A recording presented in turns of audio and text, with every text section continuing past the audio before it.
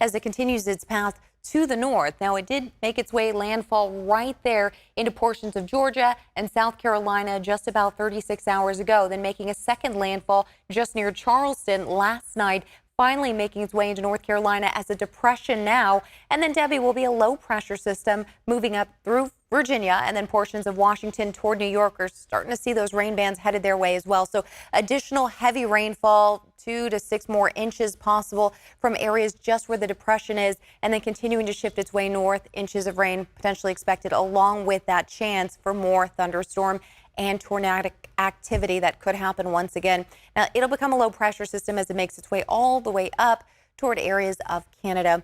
All right, as we take a look a little closer to home right now in the Big Mountain backyard, it's been a bit of a breezy evening, but temperatures much cooler than yesterday at this time. We were looking at downtown Sacramento at temperatures near 104 degrees. Now we are at 91 degrees this evening. Stockton at 97. They were around 105 degrees yesterday with Modesto 97, as well as Marysville 84 degrees right now in Tahoe. So just a small little brief cool down. So far, the highs today have really just been much cooler than yesterday by as much as even 8 degrees for some areas.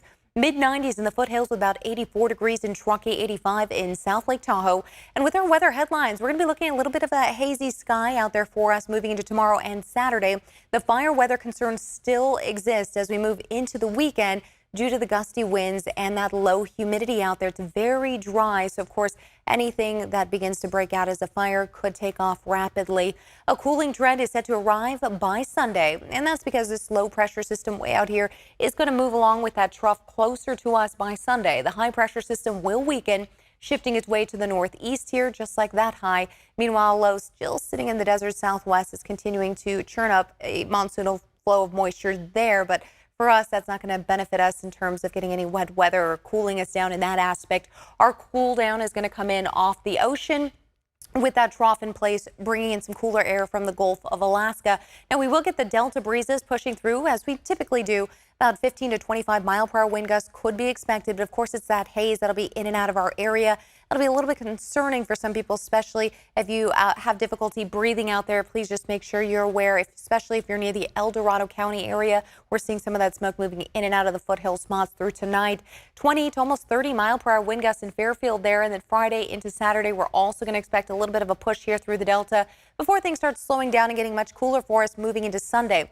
Now, our heat risk here as we move into Friday, moderate, as we see that orange zone, so just affecting most individuals sensitive to heat. But this time of year, we're pretty much used to these upper 90s and triple digits. By Sunday, low 90s. And then take a look as we start moving toward the end of next week. We're going to continue the trend of low 90-degree temperatures, which is actually slightly cooler than the average 92 this time of year. Well, no complaints after what we've been through in July. My goodness. Something to say when you're looking forward to 90s, huh? Exactly.